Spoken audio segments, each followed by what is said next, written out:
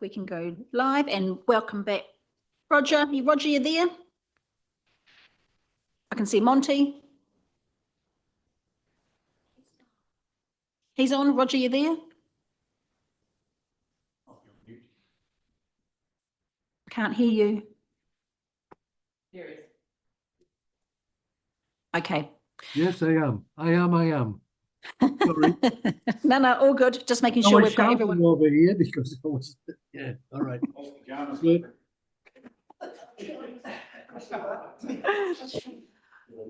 All right, everybody. We've got Mika, welcome, and we've got Carl Tutty in the room as well, and staff if we've got as support. So we'll just hand over to you for the workshop on our draft local alcohol policy. Cool. Thank you, Liz. Kia ora, everyone. So today we are looking at the draft local alcohol policy. So what's happened so far is there has been a couple of workshops on this, but it's been sort of in segments. And this is the first time that the draft as a whole has been completed. So generally, we're just going to go through that, point out a couple of the changes, if there is any general feedback, because it makes more sense when you get to read it all as a whole and how it works together. So yeah, any general feedback, and then also covering a couple of discussion points, which are in the table of changes. So they are labelled 1, 2, etc. And we'll just go through those.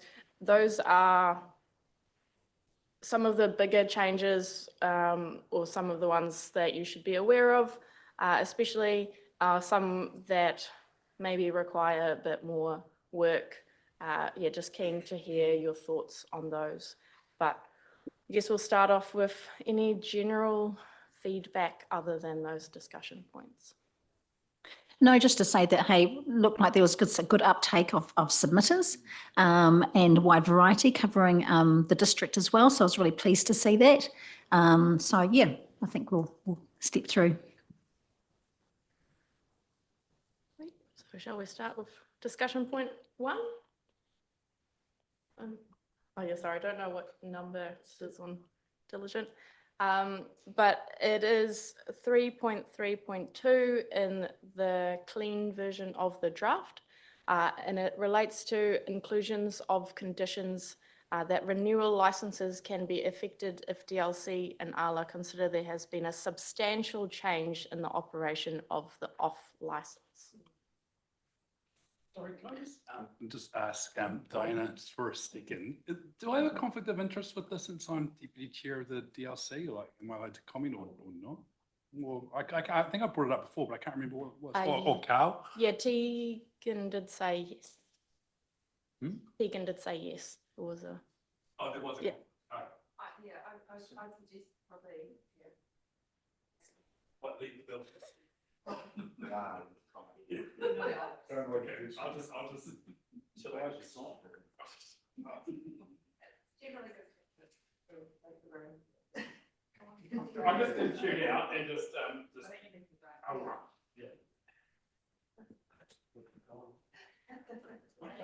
Okay, so just noting that Councillor Gower expressed a conflict and is just leaving the room. Okay, all right, carry on, Mika.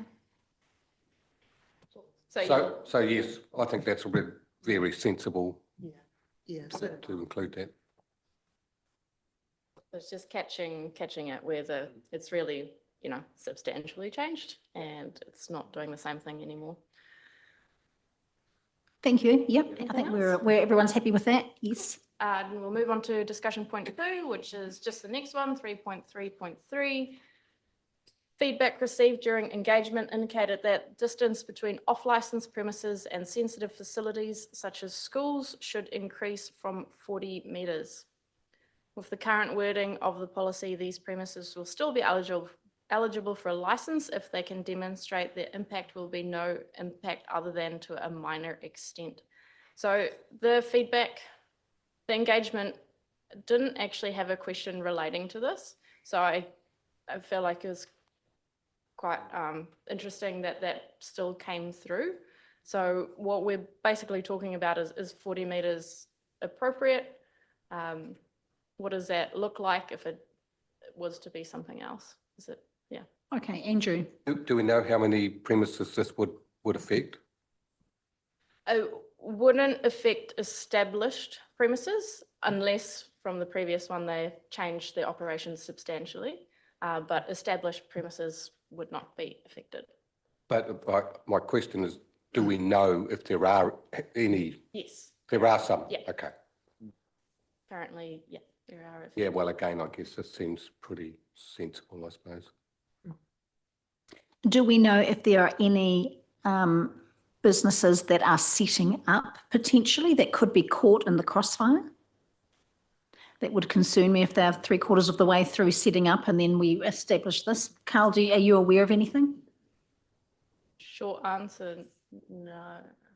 Not at this stage, but the whole general conversation around what do we do with any applications that are in train prior to these policies coming into place is something we need to do a bit more work on. Okay, thanks, Carl.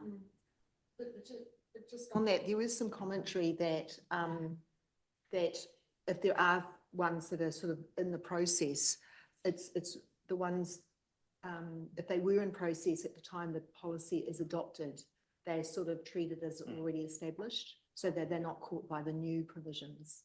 Yeah, That's- that's yeah, always my definitely understanding. So it's kind of probably the most treating straightforward them option. The fairest way possible, I thought. Yeah, thanks. Okay, So there is some interest in keeping it as is or possibly changing that number? from 40? it from 40. Yeah, 40 seems to be a good price, actually. Yeah, and let's face it, those primary school kids need exercise and they make it longer. So just as an example, from roundabout to roundabout on Alexandra Street here, it's That's about five. 440, Yeah. just to put a distance on it. But what's the standard block, you know, because there'd be 3 blocks, wouldn't it? So I suppose that's about 100 metres per block. They're not standard, that's for Oh, sure. no, they're not, are they? No. And Suppose 40 is 80 from the metres? middle of the circle, of course, so you're talking about an 80 Yeah. metre Yeah. Mm. diameter. Just ask old Dr. Google. That's how it works. Carl, have we got any evidence, some other like councils, what they may have done in this space? Every distance you can think of, I think, has raised its head somewhere along the line.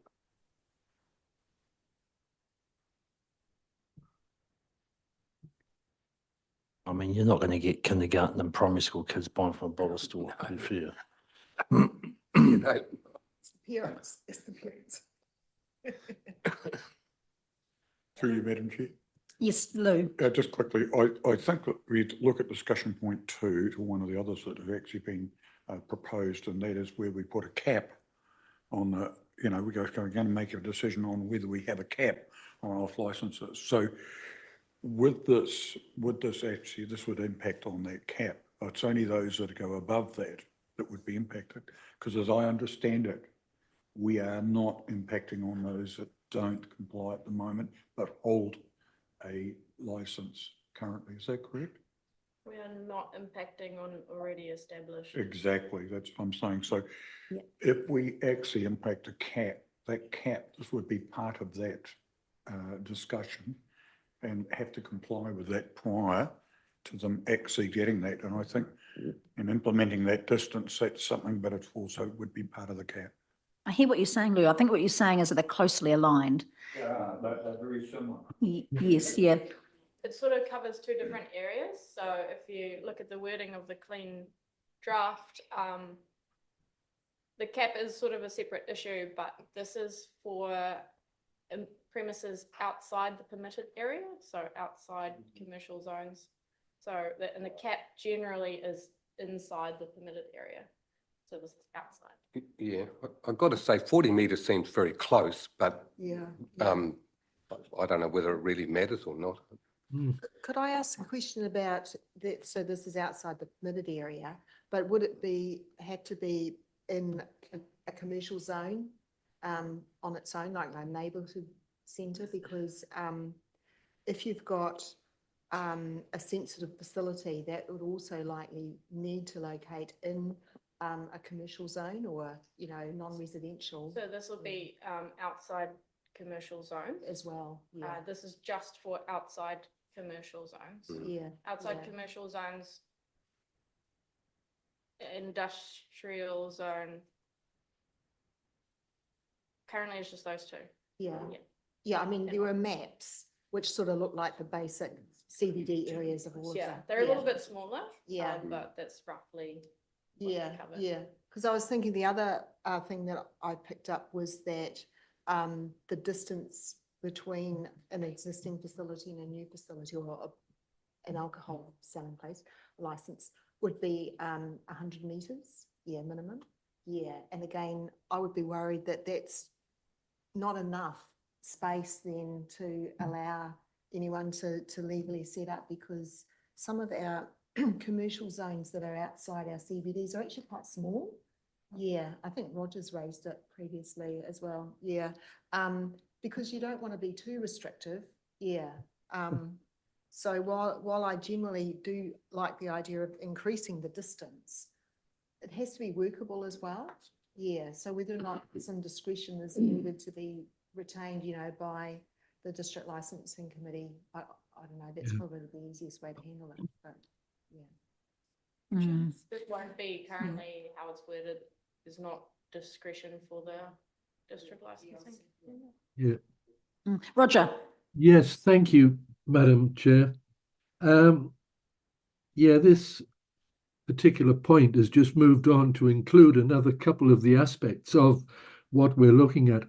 The question that I've got is, and Carl, I think it was you that said, is there a need for a change? And I question, I can't see why we would want to change something which, to my point, is actually not broken. You know, it's working quite well, and we're getting, I think, reasonably good control of our liquor outlets in our community. And Mayor Liz, I know that you said, you know, we had a few submissions on all of these points, but in fact, we only had 126 submissions out of a population over 18 in our district of 48,880, which even those that are looking for change, you're talking about, in some cases, 0.2% of our community are saying, well, we want to change that. And I'm just saying, well, is there a need? If you can tell me where it's currently not performing or it's broken, I'd be really interested to get some facts and figures on that. Okay, any comments around the table, Claire? Yeah, go, like Marie. Roger raises some good points. However, I am comfortable with reviewing it because we have had general comments from our community that they're concerned with the number of outlets that are opening up. And I think that there's a concern that we don't want to be towns that are just full of bottle stores, you know. So I am in support of capping where they are at the moment and then having some good controls around new stuff. Yeah, I think there is a lot, the level of alcohol harm that our communities are having to face, I understand, is significant. And I would like to see measures in place so that the availability of alcohol isn't in people's face all the time.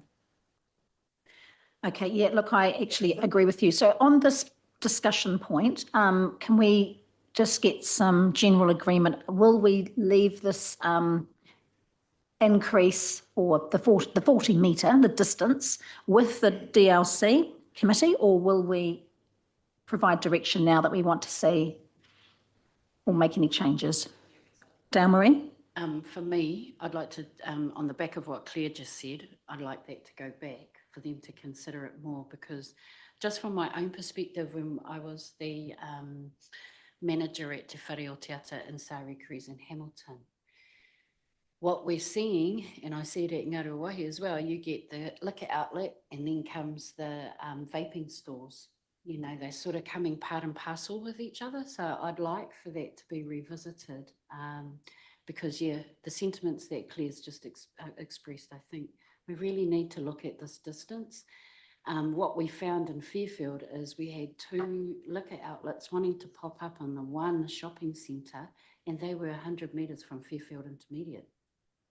They sat 100.1 metre out of that zone, and they were allowed to be there at that time, I think, but one ended up not making it for some other reason. But yeah, it's yeah. So Mika, what more do you need from us to move on to the next discussion point? Do we need to set a distance? I'm wondering if perhaps,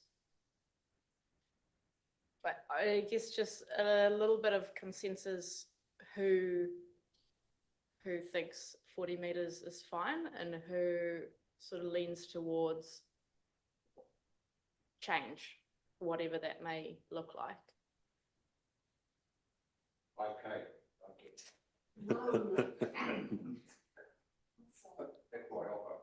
So just remind me, what's the status at the moment?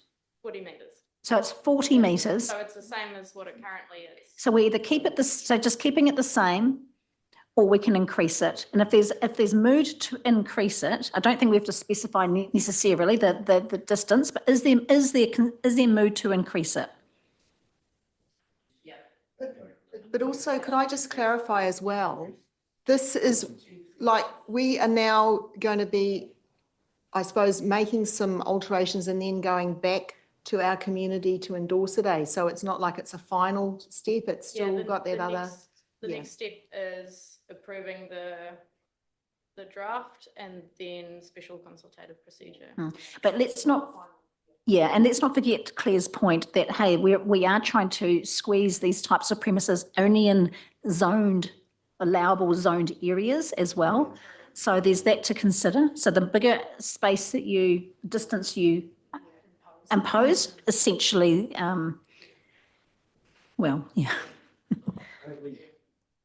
Through the chair, if there is agreement to increase it and we're effectively going out to consultation, could we have an ABC, sort of, like 60, 80, 100 or something like that, and get some feedback from the community and bring it back? Yep, love it. Yep, that's a great idea.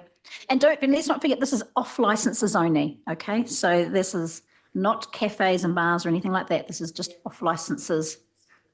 Yeah, probably also maybe a Diana question for later, but I did hear DRC discretion quite a bit, so I wonder if you could include, this is definitely more of a Diana thing, but like 40 metres or a DLC discretion, because it's very much location dependent what that impact is going to be.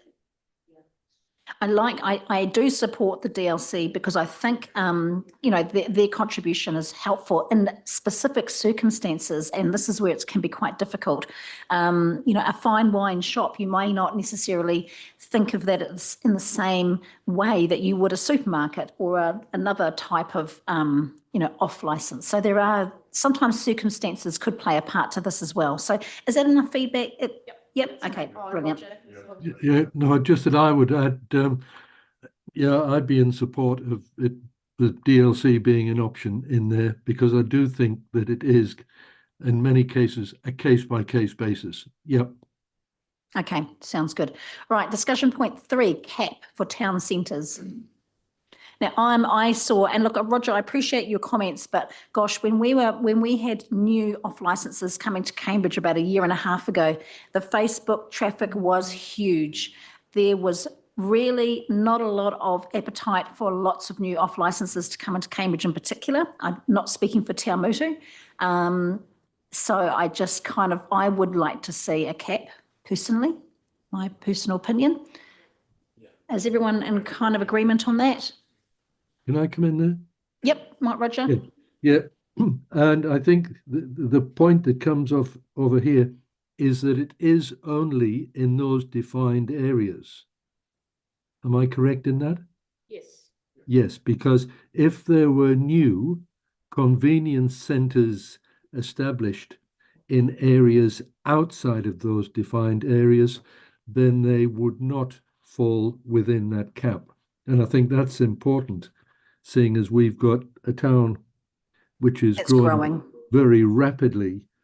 And certainly I see advantage of, places like the new Fresh Choice that's just opened around the corner here. They're good for the community in terms of access and service. Yep. Absolutely agree with you, Roger. Yeah, no, you're quite right. We need to make sure the ratio, as we grow, the ratio sort of stays about the same. Monty. Look, I probably mostly agree with you, Liz, that that a cap on off licenses is good, but I do have some hesitancy there because picking up Kelly Bouzade's comment in her feedback, this does give sort of a competitive advantage to the incumbent players, and kind of freezes in time that they are the the incumbent off licenses in our town centres, which kind of potentially robs future sort of dynamic change and potentially even a change to more appropriate off licenses.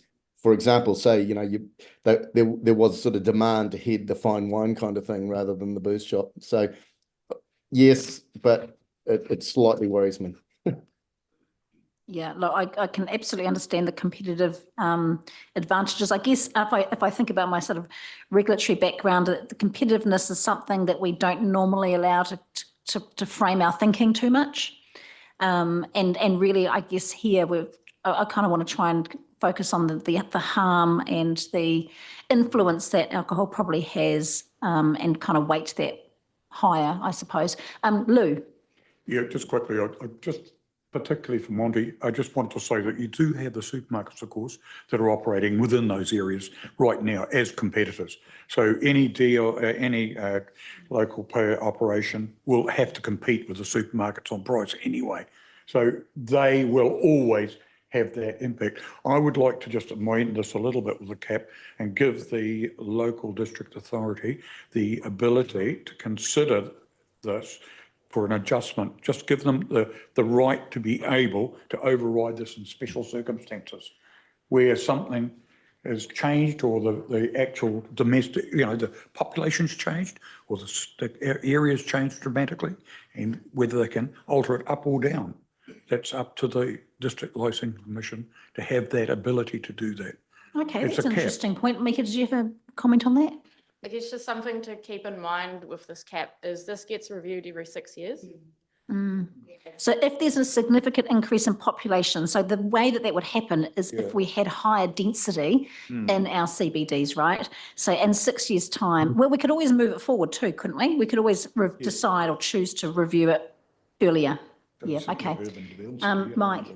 I just want to confirm that, say, if there was a pack and save, et cetera, out towards Hautapu Way, it wouldn't get caught up in not being able to, Yeah. Roger? Yeah, I think those qualifications that you mentioned about the change in demographics and geography of any zone or urban area, that, we need to have the ability to review those caps as our town changes. And that could be either through higher densities or higher geography, including more streets within those designated areas, which is quite possible. So yeah, I'd really see that review option is in there, whatever time that be. I think 6 years would be ample. Okay. So what I'm hearing is that DLC is out. We'll stick with a cap, but know that we have the ability to review it earlier. Is that what I'm hearing? Yeah. Everyone happy with that? Okay, cool. Discussion point 4. Ooh, this is a hard one for me. Reduced hours. So the big one here, everyone, is that some supermarkets are open till 10, and they have, Carl, if I'm correct, they have objected to any changes or reducing that to 9 because of I guess it's quite frustrating to have to close off a section of a supermarket. Yeah, certainly when we developed the first policy, the supermarkets were the main advocates for not changing hours in the off-licence space. Yeah, so probably the thing to keep in mind here, again, yes, we received very little feedback from the licensed premises themselves. Generally, it seemed that not all of them, but sort of like bottle stores were more supportive of like a later opening hour.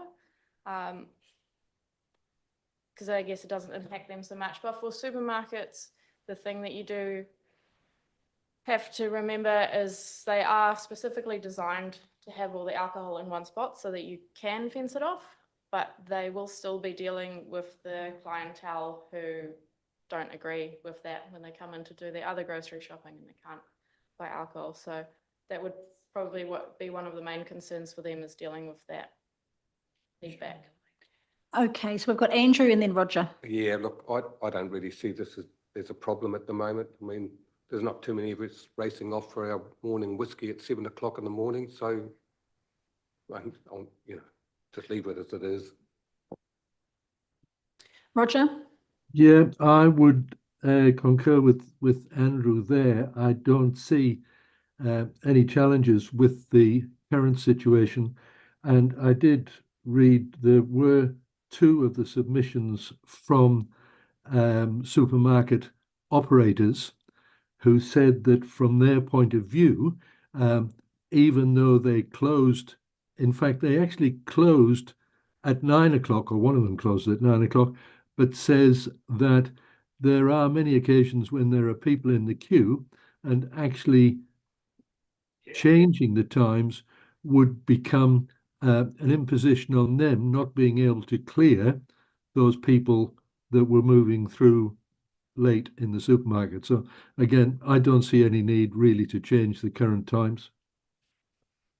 Leah? So I take the opposite view. I think that I would like to see us consult on reduced hours of opening, and mainly it's not so much the submissions, but prior to that pre-consultation, we got reports from the inspectors and the police and the medical officer of health and stuff like that. It's their recommendation that we do this, okay, because they see the harm that's caused. And so I feel undue weight is being given to the recent feedback, and people seem to be forgetting about those specialists and, people who really deal with, the impacts of alcohol. And they're saying, guys, we really want to improve the outcomes here, and we'd recommend that you reduce your opening hours. So I appreciate it is going to cause, some ripple effects as people adjust. But I would be, I'm totally in support of, it's only 1 hour, okay? Yeah, at the end of the day.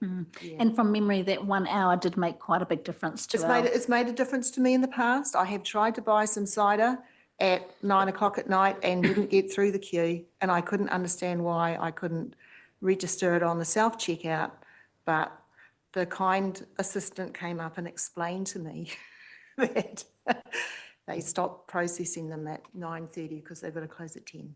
Yeah, so I accepted it. I didn't cause a scene or anything like that, and I didn't take any cider home. Very restrained.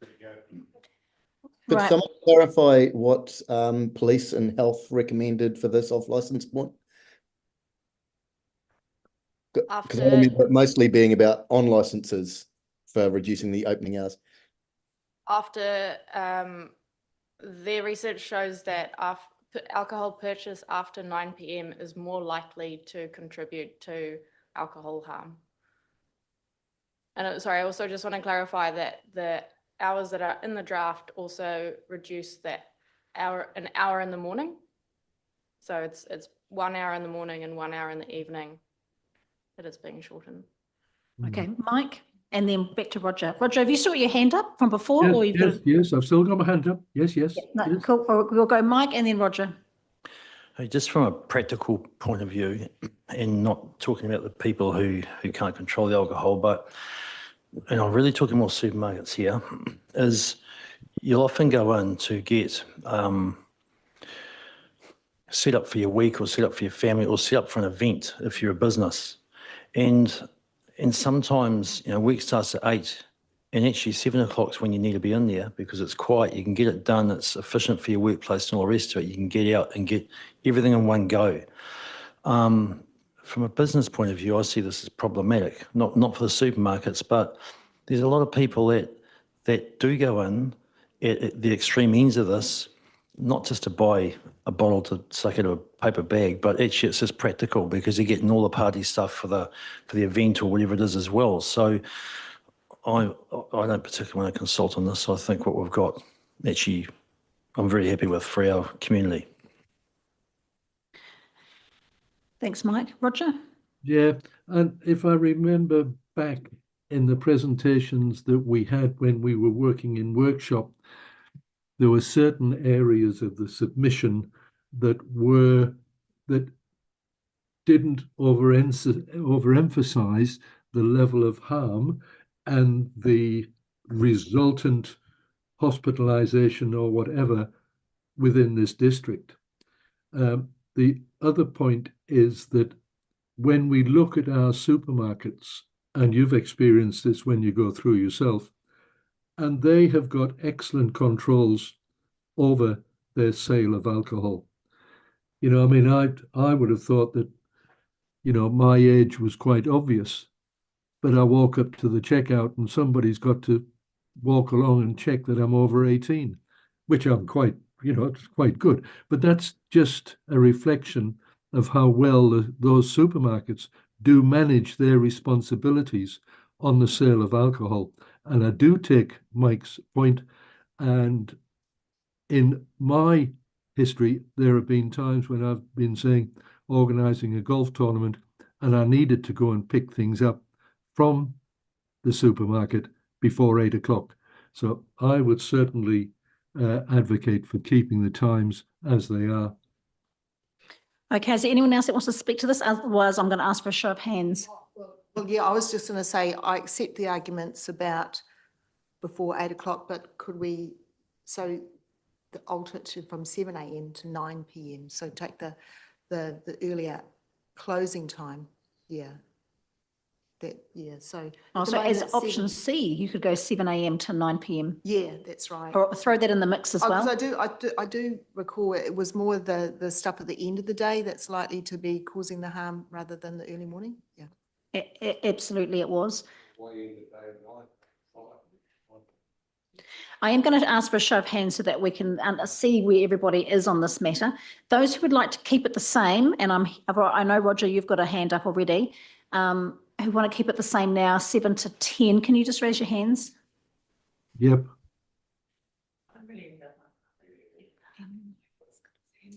Monty's the same. That was a hand up, wasn't it? Okay, I think that is the majority of the room. Okay. Right, moving on to the next one. Discussion point 5, closing of premises near schools and early childcare facilities. So yeah, this is a point that we didn't cover in previous workshops, just because we didn't get around to discretionary conditions for off licenses. It's something that's been proposed by the regulatory agencies. It's something that has been proposed in other local alcohol policies. And sorry, I did notice that the wording isn't quite right, but it's proposing that there is a discretionary condition that the district licensing can apply to a license that, depending on their situation, they close for those hours around school closing times.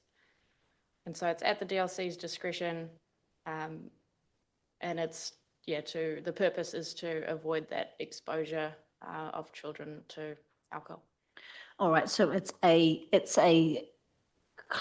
closure for a set period. Yeah, it should really be trading hours, sorry, rather 2:30 to than 3:30 or something like that. Yeah. So that any students who are walking past a facility, goodness me, I can see this wrought with problems. Claire, did you want to speak to it? Yeah, so my reading of it was it's at the discretion of the district licensing committee. Yeah. And I like that. And yeah, it's just another part of the toolbox that if they feel it's warranted, that it can be applied. Yeah, so, yeah, so I support it being put in there as a discretionary provision that the DLC can impose if the location, looks like it could create further risk. Bill, I just wondered how it applied in early closing of schools. Does the school notify the off licence that they're closing early so that they can be aware of this? change the time on the day. Yeah. Yeah, that's what I'm saying. It's fraught with problems, isn't it? Is there anyone who would like to see the, it open, that we, Could I just make Close. a comment, Madam Chair? Roger? Yeah. I think there are also occasions now where schools vary their finishing time for various age streams, and so they spread the outflow of students across a wider time band. And I think this is one occasion when we're imposing quite an unworkable situation on a retailer. When's he going to open? When's he not going to open? I think, if anything, leave it to the DLC. Lou? I'd like to add a little bit to what Councillor Gordon just said, and I actually want to quantify it. It just says near. We do not quantify a distance at all. So near can actually be 100 metres, it can be 500 metres. We are left with something that's nebulous and hard to interpret. And to me, we are talking of closing premises that have a licence and are operating now. Is that correct? Discretionary. Yeah. It could potentially take effect at renewal. So yes. Only on the renewal of the licence, Carl. Okay, because what I'm concerned about is that it really leaves a point that I think we want to have a quantitative decision on how far we're talking of.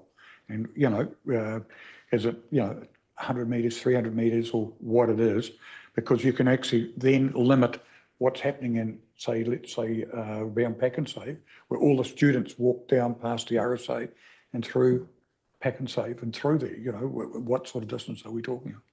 I guess that's why it is near and left up to the discretion of the DLC, because it's that, situational conditions, like what is going to cause an impact, what's not. And the nature of discretionary conditions is like, this is what council might want to see, but it doesn't necessarily get applied to every license. And it is also recommending, what this would do is council recommends to the DLC that it's licenses of a high or a very high risk rating, which there aren't actually that many in Waipa. So it is quite narrow to who it applies, but yeah, the near is there on purpose, is to leave up to their discretion. I'll just follow that up just quickly. Wouldn't that then be resolved by being close to a sensitive, so under the licensing authority, when you're reissuing the license, you would consider that they are too near as a sensitive problem or a sensitive operation. That would actually clear it up probably just as easily as this would. In that case, they just wouldn't attach Wouldn't this get a condition, wouldn't give the license, wouldn't attach this condition. It'll be case by case for that. Okay, Mike and then Claire. Yeah, hey, look, I think we're heading massively into nanny state territory here. I've just been to Canada and I saw about 6 road cones all over Canada, all up for bloody roadworks. Look where we're at. So look, there are regulations in place. We've got compliance officers. These folks put themselves at risk if they continually break the rules when it comes to re-license. I think there's adequate rules in place. At the moment, it is up to the store. If they want to run that risk, well, silly them. Is a way I look at it. There are laws in place. Okay, and look, Claire, was it you who suggested around the leave it up to the DLC? Yeah, but I think the point is that at the moment, the DLC hasn't been given that rule to be able to apply it, that we're trying to introduce this as another part of the range of things that they can apply. And again, it would be at their discretion, but And yeah, I think it would cause a huge headache for the outlet owner. But I think it's come through as a recommendation from the regulatory authority that they think it's worth having. So I just support it for that reason. Yeah, just as it's an option to be applied by the District Licensing Committee if they think it would be useful. It's a tool they could use. Okay, all right. So can I get a show of hands, please, who is in support of the tool that the DLC could use? No, I'm happy to support that as well. But yeah, I'm not seeing that much support on that one. All right, so we'll just leave it as status quo. Good, thank you. Okay, in next item, Mika, we've got no more discussion points that I can see. That is the main points pulled out of the draft. Now it's just open to any general, anythings that you picked up while reading this. Brilliant, thank you. Okay, Claire? Yeah, thanks, Mika. So I've just got a few, and they are in the track changes version, I guess. Sorry, I'm just going to close that first one. It's wording, I guess, like I'm on page 41 of our agenda, which is page 20 of the track changes version. Could you give me a policy point number? 3.3.4. Thank you. Yeah, and so there's, what's it about? Location of premises holding off licenses by reference to proximity to sensitive facilities. And 3.3.4, subclause E says a statement from sensitive facilities and community facilities. Yeah, and I just wanted added affected by the application or in proximity to the applicant's site, because you don't want it from just anyone. You want it from people that are actually close by. Yeah. Yep, no, that's sensible. Yeah, yeah, that kind of thing. And I think that happens a couple of times. Yeah. And a similar thing for another policy point, just trying to find it, 3.8.1, and then subclause D, and it's about the CCTV for off licenses, and it's the last red point 5. Yeah, premises have 6 months to comply from the date of renewal, but we're also talking about new applications. So yeah, so either approval or renewal. Yeah, and that also applies for the same CCTV provision for, what's that? Oh, discretionary conditions of club licenses 4.6. Yeah, D, sorry, not D, E.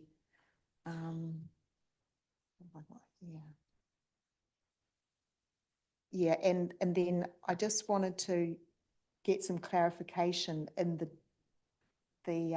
definitions for the one-way door restriction. So that's, yeah, it's on page 41 of the track changes version. It says that the one-way door restriction is a requirement that during the hours stated, no person is to be admitted or readmitted, okay, unless they're an exempt person, and no person who has been admitted or readmitted into the premises while the restriction applies is to be sold or supplied alcohol. So I didn't know whether that meant, like, say the restriction starts at at midnight. I'm already in the bar. Can I buy alcohol still? Or because I'm actually inside, so a person, I'm being admitted, but not when before the restriction came into place. Can I still buy alcohol or not? That's what I wasn't sure of. I think the intent is that you can. Yes, that's what I always thought. It's just But new if you people that come in Go out to get your Yeah. other credit card out of the car and then come and in. then try to come back in. I then you'll can't, be subject. yeah. Yeah, and that's the intention, eh? It's for those new people coming in or people, yeah, okay. Yeah, That's which cool. again was a strong, Yeah. support from the police Yeah. around, admitting people Yeah. and the latter end of the night. Yeah, that's right. I know, that's cool. It was just yeah, from my understanding, yeah. Thank you. Now, apart from that, yeah, great work. What a complex can of worms for you. Absolutely. Lou? Excuse my ignorance, but I just want to actually add something on issue 2.4.1. And what is the 15, a weighting of 15? I'd have seen no qualification of what that actually means. So the Sale and Supply of Alcohol Act sort of works for this sort of thing quite closely in tandem with the Sale and Supply of Alcohol regulations, something like that. Fee regulations. And that sets out the weighting of the different types of premises. And so the inspectors deal with that quite a lot when the application comes in, and every license that's currently out there has one of these ratings. So that is more an administrative thing rather than actually with the regulations, or? Yeah, it's like a risk weighting for each business, and it influences the amount of the fees that they pay. So the higher the risk, the higher the fees that you pay, and it floats into a couple of other different areas in the Act. So a tavern, for example, starts out as 15. It gets more added to it if its hours exceed a certain limit, and then it gets more added to it if they've had an enforcement issue in the prior licensing period. So they would start at 15, and they could get anywhere up to 25, God forbid. And the lower the risk, the lower they start. Thanks for the clarification. Excellent. Okay. Have we got any other general matters? Otherwise, I'll ask Mika to talk about next steps, perhaps. Right, let's do that. No other questions. Excellent. So yeah, the next steps would be, because we're doing this in tandem with with the alcohol control bylaw, which is your alcohol ban areas, and the alcohol fees bylaw, which is the fees. We just need to get those up to the same point. So the drafts are pretty much good to go for those. They just need a couple of things checked off. Hoping to get the alcohol control bylaw to SPMP in June. And that would be to tick off the final boxes for a bylaw to weight it against the Bill of Rights Act and to approve the form of the bylaw. So those are just sort of, you know, the boxes you have to go through when you're making a bylaw. So you will see that report next. And then because the alcohol fees bylaw is quite standard, you probably don't need to see that one again. But then in August, you will see all three with the joint statement of proposal. And hopefully, yeah, we're still working through exactly what that's going to look like. But that's in August at SPMP. That's when we're looking for hopefully approval for that. And then all going according to plan, go out for formal consultation shortly after, just leaving a bit of time to tidy it all up and notify people.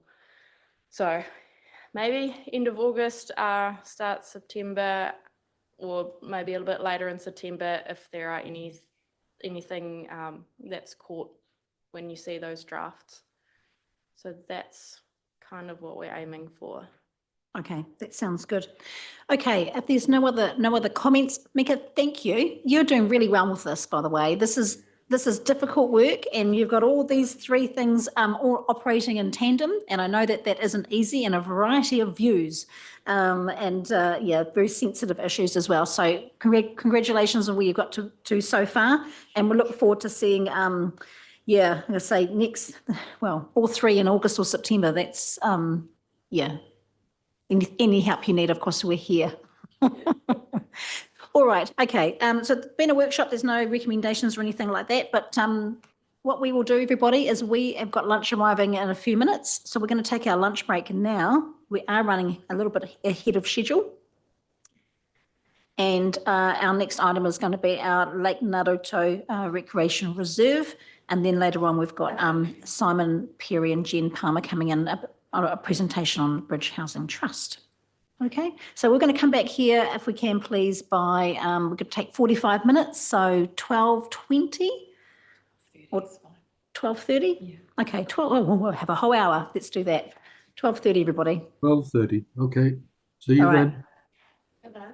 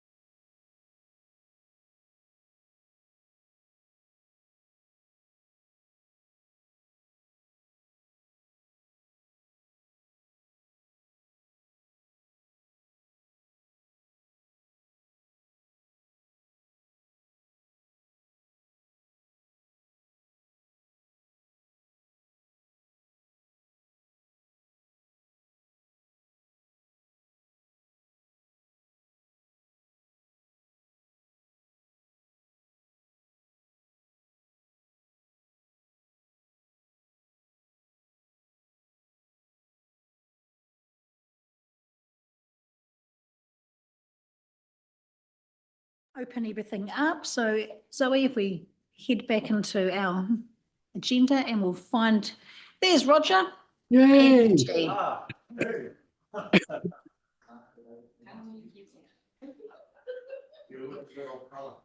Okay, now, So you're looking a bit Yeah. off colour, Roger. Yeah, I'm really white.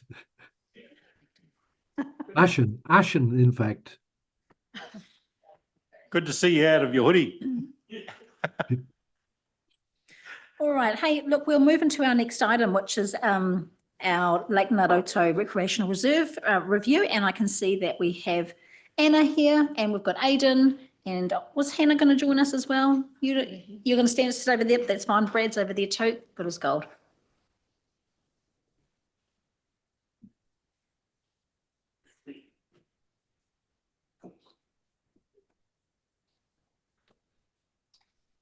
All righty, over to you. Thank you, Madam Chair, and good afternoon. Kia ora koutou to everyone. Thank you for the time to talk to this exciting project. And yeah, we're looking to get some good direction and feedback on the proposed scope of this. So hopefully there's some good discussion that we can have. So council's operative, just checking we can turn the slides, yep. Council's operative Lake Naroto Recreation Reserve Management Plan is over 15 years old now and is in need of review. So the purpose of this workshop is to provide some context to that review and discuss this proposed scope and approach and confirm what the next steps are for that. We are fortunate to have contracted Exist to work with us to scope the review. And over the last 2 months, we have assessed relevant documents and talked to Mana Whenua, the Pete Lake Accord partners and staff about this review. So that's the kind of the genesis of where we're at today. At the start of this presentation, I'll quickly go through a bit of context of Lake Naroto. It's a complex site and hopefully give you some good context to what's going on out there. And then I'll hand over to Anna Makaure from Exist, who will outline our proposed review scope and approach and highlight some of the key issues that are likely to arise through the review. So we know that Naroto is of high importance to our Mana Whenua partners. To understand the current discussions with Mana Whenua, it's important to understand values that they hold in relation to this area. Many iwi and hapu lived around and on Lake Naroto, and I should say, I'm referring to the lake as Naroto, but we know that Mana Whenua it's not the term that Mana Whenua use for this particular lake, and that's perhaps something of that this review can include in its scope. But for the purposes of this presentation, I'll continue to refer to it as Lake Naroto. So many iwi and hapu lived around and on Lake Naroto for centuries prior to European settlement. The significance of this area as a place of occupation and source of resources is evident by the number of pa sites, which it's blown out, but there's a number of red dots that are shown in that bottom left picture there to indicate the number of pa that we know were located in and around Naroto. And the historical counts passed on through generations also talk to its importance. Naroto sits within the site of the Battle of Hingikaka that occurred in the late 18th century, and due to the great number of lives lost in and around Naroto, many Mana Whenua members feel that the lake is more than a wahi tapu, that it's actually an urapa or burial grounds. After this battle, the New Zealand Land Wars of 1863 to 64 further changed the lives of local hapu. Land around Lake Naroto formed part of the approximately 1.2 million acres of Māori land that was confiscated by the British Crown in the Waikato, and iwi were forced from their ancestral land. The lake and surrounding wetlands are considered a taonga tuku iho, or a site of real heritage, by Mana Whenua. As kaitiake, their focus is on restoring the health and well-being of the lake. Over the years, they have worked with council on a range of projects, and are partners in the Peat Lakes Accord. We know that the lake water quality and ecological conditions out there are at a critical state.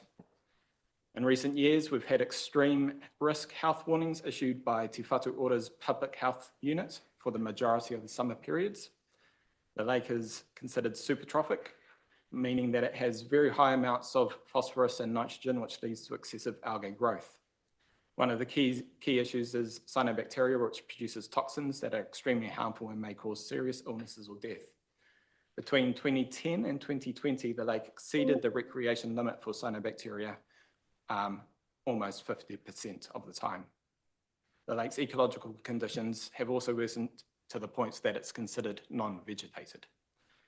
Causes of this issue are numerous, but the drainage and vegetation clearance that affected the lake that have affected the lake's extent and depth. So at currently sitting around 89 hectares, the size of the lake is approximately 60% smaller than its size in the early 1900s when it was 220 hectares. This, along with sediments that have accumulated in the lake, have resulted in it being much shallower than its historic levels.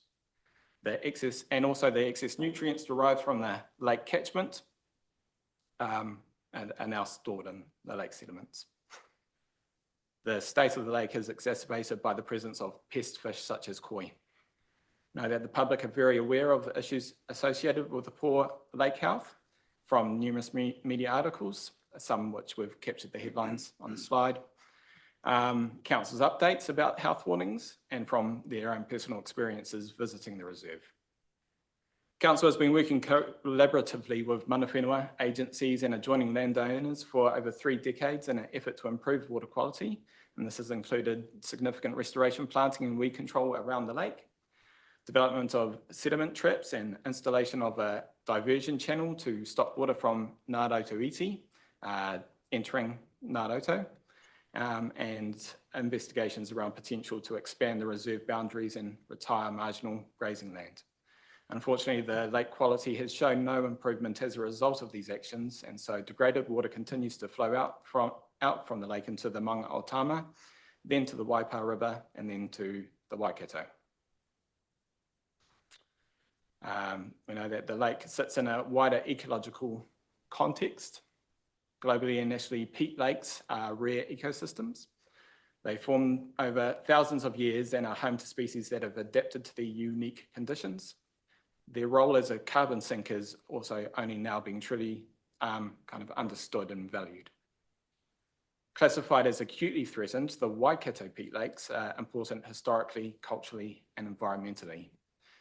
Lake Ngāroto itself is identified in our district plan as a significant natural area of national importance and is a priority site in the Waikato and Waipa River Restoration Strategy. The river is also identified in the Taio Ecological Corridor, which is what we've got on the right-hand side of that slide up there, highlighted in the yellow circle, being an important stepping stone on that, that corridor between Maungatautari and Parongia, and is also within the Maunga Otama catchment restoration area, which is on the left-hand side.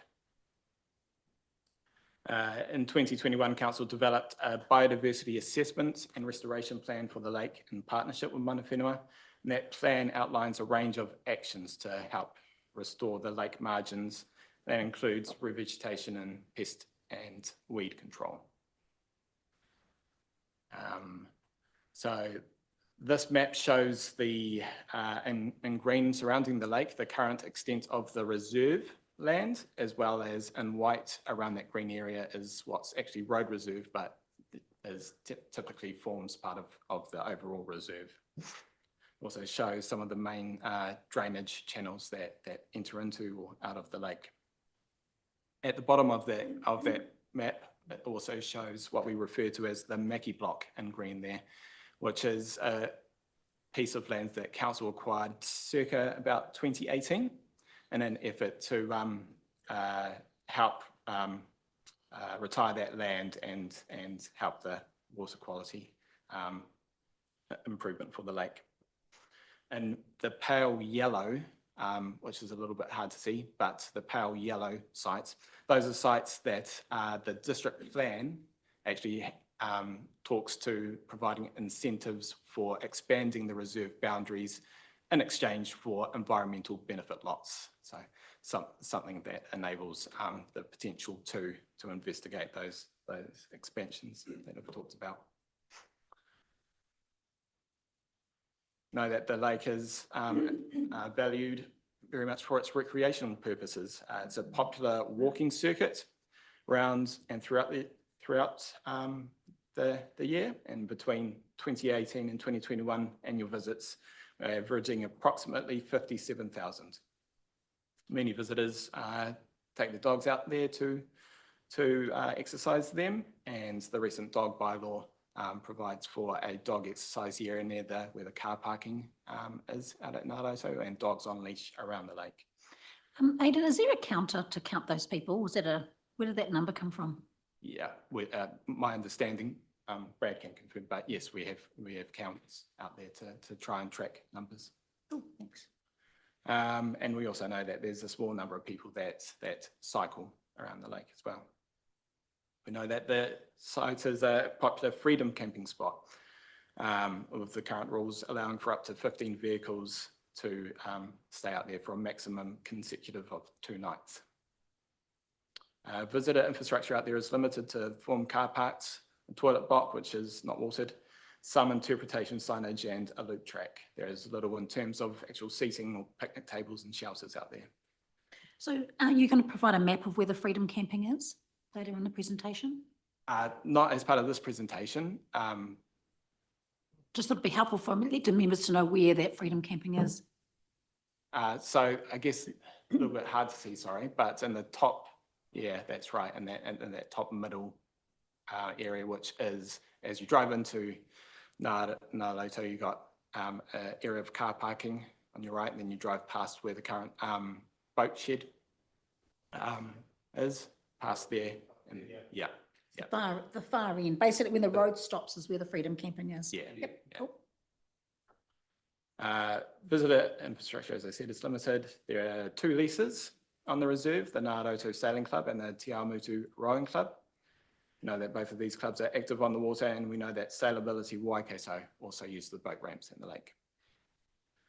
The lake is used for duck shooting.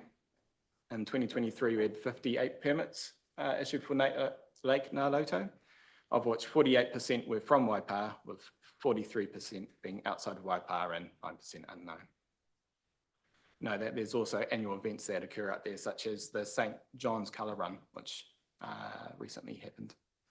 In terms of planned future projects, we know that there will be need to renew the track and boardwalk within the next 10 years, and that there's also long-standing work underway to achieve a shared path between Te Awamutu and Parongia via Ngāroto.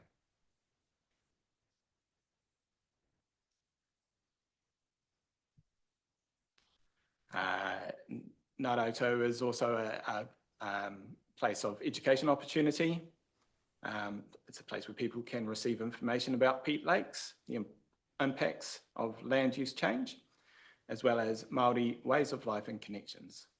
There is currently limited on-site signage that talks to this, and there are our Peat Lake Accord partners have held public information events out at the lake as well. And Council's Te Arawai website has a great section on Lake Ngāroto, which provides accessible and comprehensive historic information in regards to it. In terms of where this plan sits, it sits within a plethora of other planning documents that will need to be taken into account, range of considerations and direction from legislation, national policy statements, and regional and local strategies plans. We know that there's new policies and plans that are also in development, such as Sport Waikato's Natural Bodies of Water Plan and the Waikato Regional Council's Plan Change 1 to their regional plan. So as a bit of a whirlwind of the context that Lake Naroto sits and this review sits in, I'll now pass over to Anna to talk about the scope of the review. Thanks, Aidan, and kia ora, councillors. I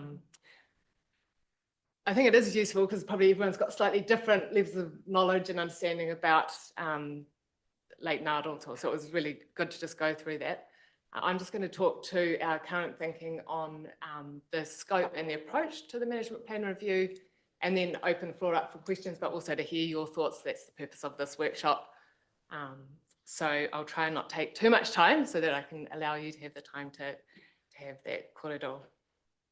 So the management plan will likely look like some of the management plans you've seen recently for Sainsbury Road and Maunga Tautari. It will have a bit of a different look and feel to the old management plan. It will probably more clearly articulate a vision for the lake and the reserve land, and set principles or values to guide management decisions. But like the existing management plan, it will set objectives and policies. Management plans do need to be reviewed regularly, but they should still set a long-term vision and long-term objectives and outcomes that you're seeking with shorter-term actions. So we've suggested at this stage possibly a 30-year vision as sort of a timeframe that would work, that aligns with the NPS freshwater management timeframes for restoring waterways to a better state within a generation. But it could well be that through discussions with the regional council, we extend that to align with their Plan Change 1 timeframes, which I think are more like 80 years. And particularly for this lake, with the complexity of the state it's in, and that could be a more realistic timeframe to sort of achieve that aspiration. The management plan will also include information about the history of the reserve and wider area, land status, reserve values, and the future challenges and opportunities. We've identified some of the key areas that we think the review will focus on. So building on existing partnerships to try and achieve the outcomes. Council definitely needs to work with others. We can't do it alone. We definitely need to focus on improving the lake health and wellbeing is a central focus. Along with that, and a part of achieving that, is improving the land-based Indigenous biodiversity. We definitely want to work with mana whenua to identify and protect and restore the cultural values associated with the area. In terms of recreation, as Adam mentioned, the council's only just looked at the dog rules through the bylaw review. So we think that's probably the only form of recreation that should be excluded in terms of the scope. Everything else is up for consideration. In particular, we think we really need to carefully consider the future of water-based recreation at the lake. And that's, I guess, as a result of the lake's water quality and the public health warnings that have been in place for the last few summer periods, and also because of the views expressed by mana whenua members. In terms of recreation, Aidan also mentioned we've got the Te Awamutu to Prongia shared path, which is a great project when council has the opportunity to progress that. So we'll need to think about how to build that and provide for that future opportunity. One of the things that the management plan doesn't do at the moment particularly well is set outcomes and then clarify what are the measures by which council is going to track the progress of the management plan, but also the effectiveness of the action. So I think that that's probably an important part of the review. So in terms of the scope of the plan, Aidan showed you there the map of where the existing management plan covers the land that directly adjoins the lake.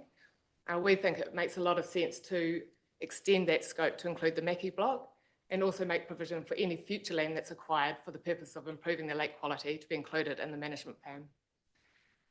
In terms of lake health, working out what is the role of the management plan and setting targets and outcomes and attributes and everything that's required under the National Objectives Framework. We need to work more with the Regional Council to understand that. Plan Change 1, I would hope might be finalised within the time frame of the drafting period, so we'll get some clarity there about what that codifies for the catchment, and also I guess, working with them to understand what planning work they're going to do and what further management plan we can and should put into the management plan. Aidan mentioned that Mana Whenua have expressed a view that Lake Ngāroto isn't the name that they would want for the lake in the area, in the reserve land. So that would be something through this process we would like to get clarity on from them and receive a formal request. And if that comes through, we would propose putting that into the management plan and consulting on it through that process. Currently, the reserve land directly adjoining the lake is all recreation reserve land held under the Reserves Act, and the Maki block is held under the Local Government Act as fee simple. We think through the review process, it'll be important to consider, is recreation reserve the right classification, given the environmental and cultural values of the lake? And does it make sense for the Maki block and any future land that's acquired to be classified and held under the Reserves Act? So there's that consistency. I probably started off thinking it makes a lot of sense to just combine and have a concept plan part of the management plan. Sometimes that, you know, has savings in terms of not having to do another round of public consultation, and also you're meeting with all the same people, and sometimes people really like a tangible on the ground kind of document to look at what does it mean. I think in this case where we're at now is there's some really important management decisions to be made, and we need to make those first. And it's not until we have an adopted management plan that we can then really develop a concept plan that implements those decisions. We're going to be doing lots of engagement. As Aidan said, we've already started working with Mana Whenua and our Peat Lake Accord partners. But we definitely see that there will be some pre-drafting engagement that we'll need to do. And then there's obviously the Reserves Act requirements for public consultation, which I'll speak to soon. So very keen to get your thoughts on, have we missed anyone off that list? I see Fonterra's not there, so I do think that they're going to be someone that we need to connect them with, but if there's anyone else, keen to get your thoughts on that. Forest and Bird? Yes, thank you.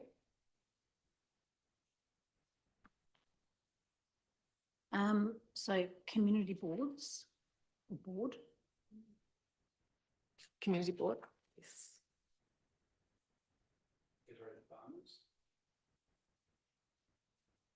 That's a good one. Ōhaupo School, Padarangi School.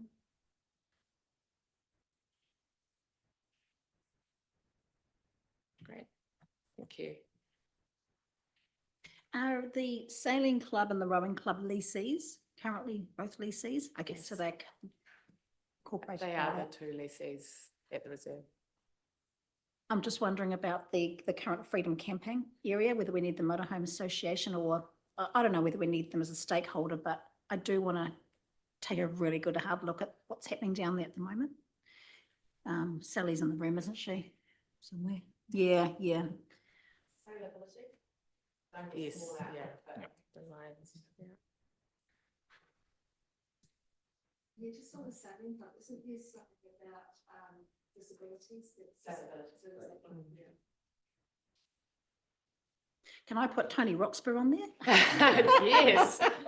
You know, there's such an enormous amount of knowledge from, you know, he's presented around this table on Naroto for years. Yeah, just, he's got a lot of history to share, I'm sure. Yeah, I tried to just download as much of it as I could when I was in the role as reserves planner before I left, but yeah, there's a lot there.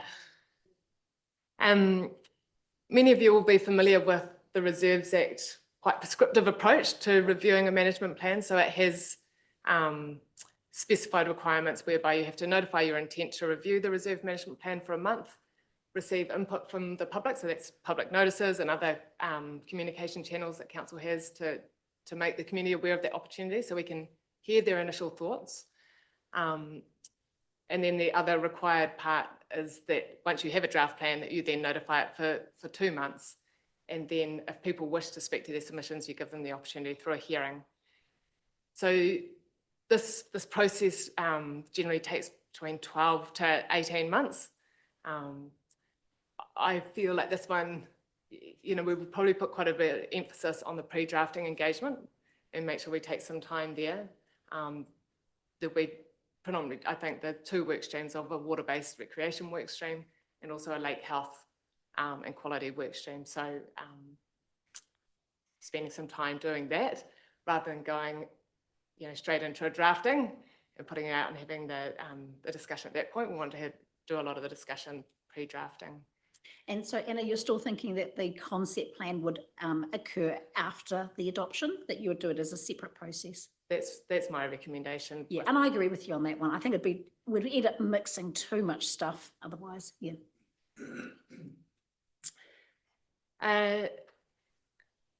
I've heard how well the focus group went for the Sainsbury Road Reserve Management Plan with having the 2 elected members on that. And I think that would be a useful approach for this project, so that the focus group would probably build on the Peak Lake Accords partners and perhaps have 2 elected members. I'm not sure who else yet, but potentially some, if you say, experts from Waikato University, potentially as another sort of, I think, technical expertise would be really useful, and we'd work with the focus group, at those key milestone points to get input and get their thoughts at that stage. So just on that, Anna, I'm just thinking instead of the Te Awamutu Community Board having a delegate, I think it should be someone from Claire's Parongia group, because I think that they're going to have more alignment with Naroto than the Te Awamutu Community Board. There'd be someone in your group, I think, Claire, that would be appropriate to bring onto that group. So you're talking about on the board committee? Yeah. Yeah. That's just from the community board, as well as 2 elected members around this table. But I just kind of think, Just, like, I don't have a problem like that. Like I've got representatives from Parongia and Waikato being both suitable, I thought. But I do still think the two in the community have got quite a high level of interest in. yeah, if they do, yep. I just didn't I wanted to make sure that your group wasn't excluded. Yeah. It's probably, thank you. It's probably, there's been a lot of Te Awamutu people that use like Naroto. So I think it's important that the community board are there speaking, advocating on their behalf or representing the community of Te Awamutu, particularly. Dale Marie. Yeah, and I think this might be a good time, just following on from that, Phil, how we discussed earlier today around mana whenua possibly being in that space around the community board, and just picking up on the elected members' comment, not that I want any more work, because I've got enough, but I just would like us to also consider that we have kanohi roles too that could possibly, I'm not sure whether that's also an option, but if we're going to include with so many stakeholders, it might be a good idea to include our kanohi positions. Yeah, with PCG group. Cool. At this stage, we're still exploring the hearings panel, and we would report back formally to you to seek a decision on it. But it seems, given the nature of the decisions that hearings panel is likely to have to make, that it may be beneficial for council to appoint 2 independent hearing commissioners to hear and recommend back to council, and that one of those members, one of those commissioners, would have expertise in Te Ao Māori and Mātauranga Māori, but potentially not be connected to a iwi o hapu who is whakapapas to this area. Yeah, probably not. I don't know how everyone else feels. I just feel like the commissioners that we have got around our table have just strong links to Naroto. And there's nothing like the community having a good say about its own. Look, I know I need to think it through, I suppose, but I just don't know why we would need to go outside of Waipa to look for commissioners. I feel like we have good skilled commissioners already around our table, and those that know nothing about who we've got, and I think it would be sufficient. But anyway, Claire. Just on commissioners, so Why would, like we've done reserve management plan reviews before and not had to have commissioners. So why do you think there might be a need to sort of have decision making that would be, I I suppose, involving independent commissions, I mean, I do appreciate that some of the users of the lake currently probably going to face some quite major changes, but I just want to understand more why you feel there would be, you know, a panel and then decisions made by them and then that be sent through to the council to adopt or, yeah, otherwise. Yeah, just so I could understand that a bit more. Look, thank you for the question, and it will be something that we will explore more, and it will depend probably on what the draft plan says. So that's why we would seek a formal decision at that point. But I guess one of the things that we were exploring was the potential for mana whenua to be involved in sort of a co-hearings panel and have a delegation through. So we thought that just the nature of the decisions, but also the fact that we're proposing elected members be on the hearing, on a focus group and quite intimately involved in the development of the plan, that it could then be perhaps add some transparency to the process potentially. Yeah. But it would be something we would bring back with, you know, I guess further thinking. It needs to happen. Okay, no, I appreciate that. Lou? Thank you. It's a great presentation and thank you very much. Having been out there, we have to consider, of course, regional council are actually responsible for the quality of the water and everything.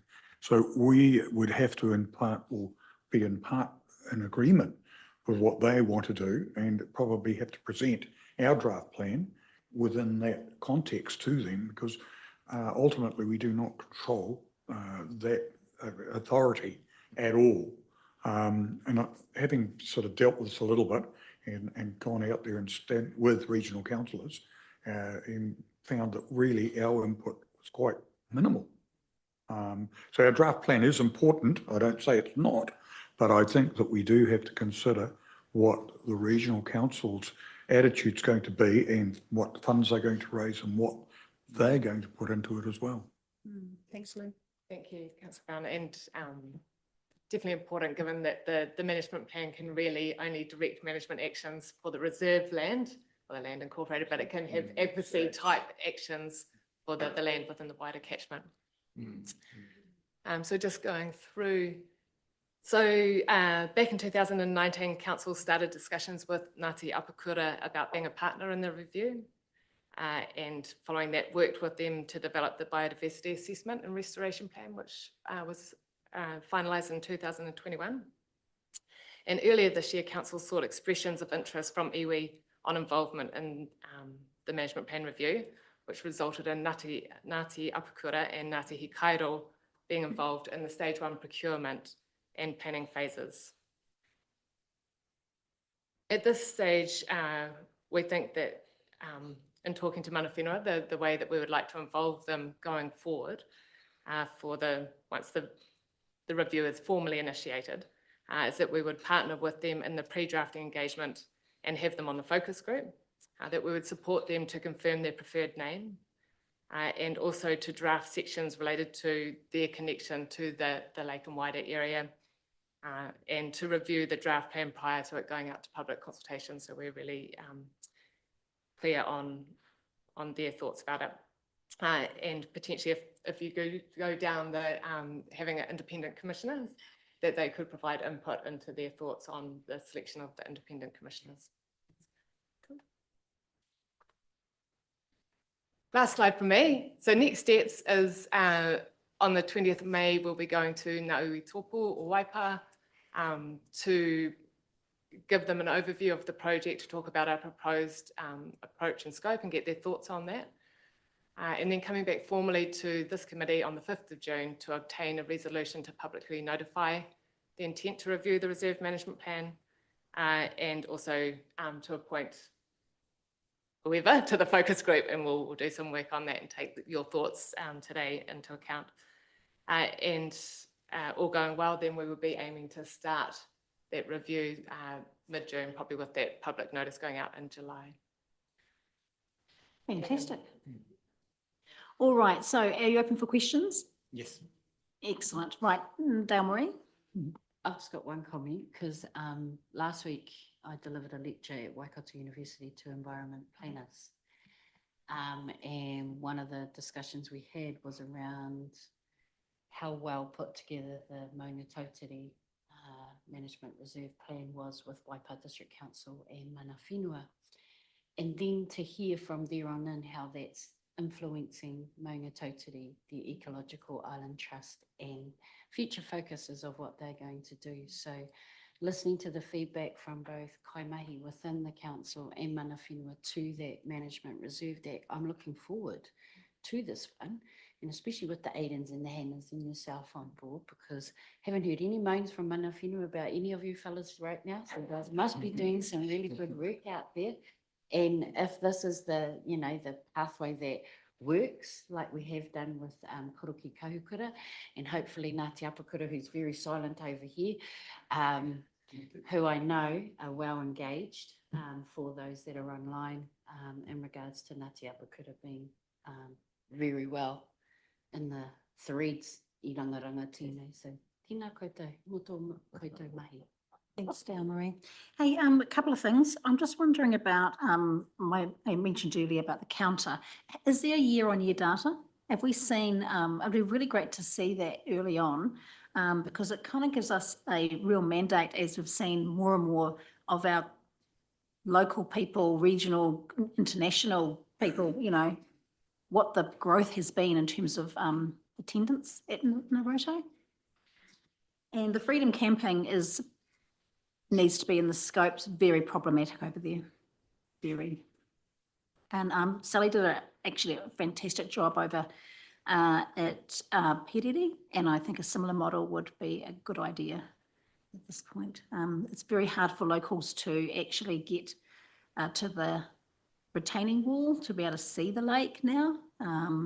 Yeah, and what we did at Perere was a massive improvement in terms of relocating and just kind of offering particular space. So if that could be included in the scope, that would be really, really great.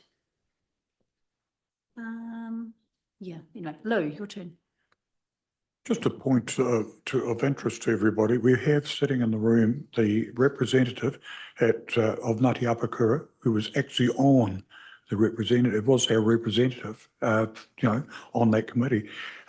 This is not a formal discussion, so I don't believe he has a conflict of interest. And I believe that I'd invite you, Bill, to say that if, you know, having input into what you saw worked well with the last plan, what you think could change, because you've already been operating in that area. And I think that you should have that ability to be able to be consulted in what went wrong and what went well. Yeah, and Bill will have that opportunity once we start the process. But this is just a proposed scope and approach. Bill has already indicated he felt he had a little conflict, so I probably just let him decide. Well, he has decided to voice, that early on.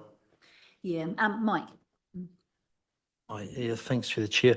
Hey, just a clarification around, if I got this right, on the 20th, we've got our enhanced annual plan workshops, but that Ngā Iwi o Tōpū meeting, was that the same day? And is there some wrong, May? Yeah, 20th of May. It's currently set for the Ngā Iwi Tōpū. Yeah, all right. So there's no conflict? All right. Philip. Yep, thank you. Did you mention there was a thought or a recommendation to change the name? Did I hear that correctly, or did I hear that incorrectly? Through the chair. So at this stage, Mana Whenua, various members of Mana Whenua have at different times said that that is not their preferred name.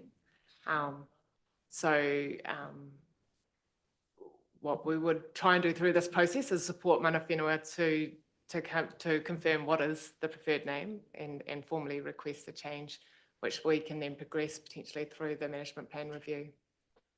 How long has it had that name? Does anyone? Philip, I think this is a great time for Bill to tell us why that name is the way that it is and why Wairoto is no longer in that space. I'll give it to Bill because this is their story, because I think it's interesting because I have picked up before where the mayor's told us about localising our history and knowing our own history. So I'll get Bill to talk to us. Is that helpful? Sorry. Cool. Yeah. From our perspective, Ngaroto's that ridge on the road. The road is the ridge, and the ridge is where Hingakaka occurred. So Ngaroto is actually the ridge. It's not the lake. So there was a lake where Yardley's bushes, and there's a lake on this side, which you are calling Ngaroto. But talking to most of the kaumātua, Hinatu, Hokkaido, we call it Wairoto. And it's really difficult because we've got a lot of our tamariki and also your tamariki and Mokopuna are learning te reo Māori. So they turn up there and they go, Ngaroto? Ngaroto means more than one. Where is it? It's only one. So to give And them so, a- yeah. It's been drained. Yeah. So it's a bit like Lake Onoke and Lake Wairarapa. In the Wairarapa, they used to be one lake. These were many lakes, but of course with the draining of the swamps and everything, you've taken all of that out. So you can see where it used to be Wairoto as opposed to Ngaroto. So these, I think, is really key, being on the camera, telling everybody the why mana whenua. Would love to see that name revert back to what it actually should be, as opposed to just the ridgeline that is Ngaroto and not actually the lakes. Yeah. Okay, cool. And, Thank and you. yeah, if I just might add, if you look at there, the space is Ngaroto on that map. Not the lake. Yeah, although I see Ngaroto's actually on the lake as well, but it's more describing the space and the ridgeline. The ridgeline is key. Yeah. Okay, all right. Are there any other comments Thanks for the question. on the scope of the reserve management plan? No? Okay, excellent. Have you guys got enough to continue? No one online wants to say anything? I think that's, Everyone looks happy. That's good news. Yeah. Yeah, it's been useful, thank you. Look forward to, this is a really important recreational space, cultural space. It's really important to Waipa. So I'm really pleased to see got our best people on this and really look forward to a comprehensive engagement with our communities, as well. So yeah, it's a shame it's going to take 18 months, but I appreciate these things just take that amount of time to ensure that we get this right. And that we run a really robust process and hear from everyone that wants to have a say on it. So, okay, thank you very much, both.